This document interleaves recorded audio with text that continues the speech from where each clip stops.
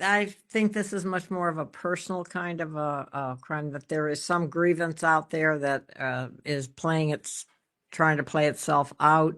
Oh, I think something went very wrong inside the house. The woman who taught the FBI how to think about crime, the inspiration for a Mindhunter character, offers a motive theory entirely different from the previous two experts in this series. A short remark about things having gone wrong lines up strangely well with the most disputed detail in the entire case. And a point almost no one notices. She herself questions whether her own initial assessment needs to change over time. Let's go through all four. I'm Marcus Wren, the creator of the Tell Index, a framework for analyzing statements and behavior in criminal cases. Nancy Guthrie, the 84-year-old mother of Today co-anchor Savannah Guthrie, disappeared from her Tucson, Arizona home on February 1st. Today's video analyzes the public statements of Dr. Ann Burgess, the researcher who helped build the FBI's behavioral science unit in the 1970s, said to be the inspiration for the character Dr. Wendy Carr in Mindhunter. Across her multiple appearances discussing this case on the Surviving the Survivor channel. This is the third round in the series methodology comparison following Dr. Brucato and Fitzgerald/Carr. Hit subscribe if you want to see more analysis like this. On day 38 of the case, a viewer during the live stream asks Burgess whether this could be some kind of Savannah-obsessed stalker. And do you think it's some sort of obsessive, maybe Savannah Guthrie stalker type that is behind this? Yes, I think this is much more of a personal kind of a crime, that there is some grievance out there that is trying to play itself out. We don't know, but you always have to ask who benefits from this, or who's this going to affect the most? You have to ask those kinds of questions when we just don't know as much as at this point. And it looks like I don't, as far as I've learned, there's nothing in Nancy Guthrie's background that would make her a prime target, so to speak. But certainly the daughter is so well known, obviously, and is there something that's going on there that might explain something? Burgess's reasoning stems from the very foundation she helped build. She was among the first, alongside agents Robert Ressler and John Douglas, to directly interview convicted serial killers to develop crime scene behavioral analysis methods. Cross-checking this against the case file, Burgess's not random personal conclusion aligns with at least one other independent source in this series. Retired FBI profiler James Fitzgerald, who also concluded this wasn't financially motivated but personal, proposing a more specific theory of an obsessed individual unable to reach Savannah. Notably, Burgess raises the exact same lead, Savannah's fame, but explicitly says she doesn't yet have enough basis to commit to it, whereas Fitzgerald later states it with far more certainty. In the April 10th Brian Enton Investigates episode, Burgess goes further, offering a specific motive theory. Who is going to gain from this? Obviously, whoever took her. We know she was taken because she's not present, but the motive for that is very curious. I think if they could get the motive, you'd have more to go on. But right now we don't. And there is that Bitcoin thing came up. We do Right. know that. And so it's got to be someone that knows something about Bitcoins, right? It isn't some 84-year-old person trying to abduct her for some other reason. So money has to come in at some level, whether how primary it is, we don't know. Wait, Unless it was staged, to throw everybody off. what what do you mean by that staged? For people to think that there was a motive like that. And it would still have to come from somebody that was involved, I think. But you don't have to accept that. Mm. It could just be someone. Law enforcement will always tell you that they get all kinds of tips when there's any type of a case like this. hundreds of tips, they say. So you want to be real careful that they accurately are classifying the tips. Right, makes sense. When Yeah. you said that she may not, I think you said she may not have been the target. They may have taken her to get to someone else. Right. What do you, yeah, I haven't heard much about that theory. What do you mean by that?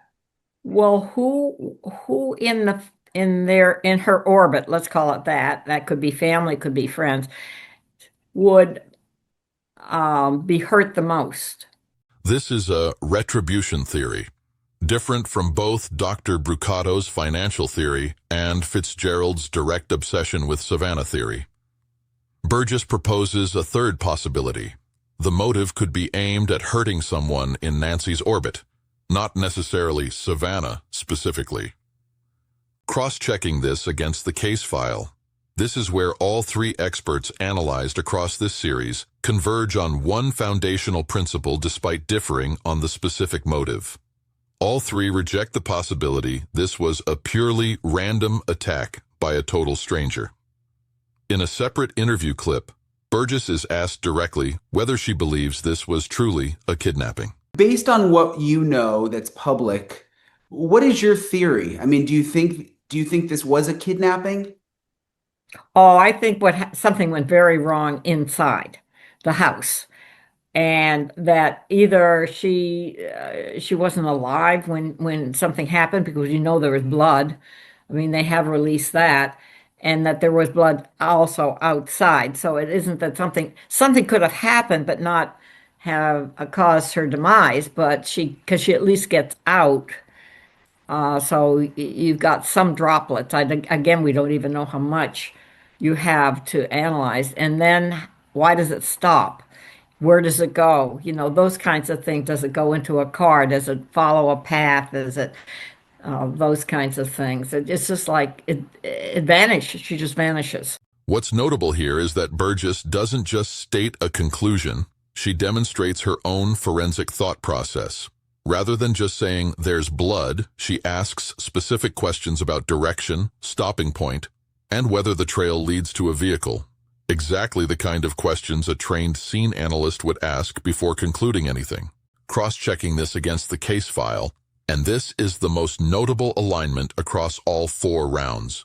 Burgess's went wrong inside the house theory, combined with her later reasoning in the Brian Enton Investigates episode that if it goes wrong, which obviously it did, it doesn't make sense that she would be a target to do more than abduct her, was offered weeks before the public knew the specific contents of the second ransom note.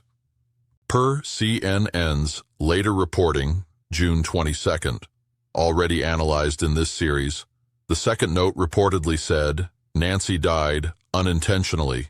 No apology, no further demand. Burgess's reasoning, offered months before this note's contents became public, lines up directly with the word unintentionally the note itself later used. It's worth being fair here, and only once in this video. An experienced expert reasoning in the right direction doesn't mean her entire theory has been confirmed. Burgess still hasn't identified anyone. She's only offering a framework about likely behavior and motive. Right after offering her theory in round one, the host asks Burgess a rare question. At day 38, does she need to revise her own psychological assessment? How do you need to change not only as an investigator, but as a profiler 38 days later? Like initially, if you said, well, I don't think this person is professional, you have to really now reconsider that because they've gone 38 days without being caught. How do you adapt as a profiler with an ongoing case? Yeah, well, this is if you want to look at to classify, it's a very organized type of crime. They've gotten away with it quite a bit. Look at how many. This is a rare moment across this entire series. An expert voluntarily questioning her own initial assessment, rather than simply defending an already stated conclusion. Cross-checking this against the case file, this creates an interesting cross-reference back to Dr. Gary Brucato, who in an earlier video in this series concluded the offender was not especially bright, a below-average planner, based on clumsy mistakes visible on camera. Applying the exact logic Burgess offers here, that evading capture over a long period is itself a signal worth reconsidering an initial assessment, the same question could now reasonably be raised about Brucato's own assessment, given the case has since stretched on for months rather than just 38 days. Is the offender really not especially bright, as initially reasoned? Or does evading detection this long reflect a level of caution the original camera footage didn't fully capture? An expert who used camera behavior alone to rule out a random attack theory, a retribution theory aimed at someone in the victim's orbit, a blood trail theory offered weeks before the public knew, that lines up with the exact word the ransom note later used, and a rare question about whether an expert's own initial assessment needs to change over time, a question now worth asking about other assessments in this series too. Which theory do you find most convincing? Leave a comment below. I read everyone, and hit subscribe to see more analysis like this.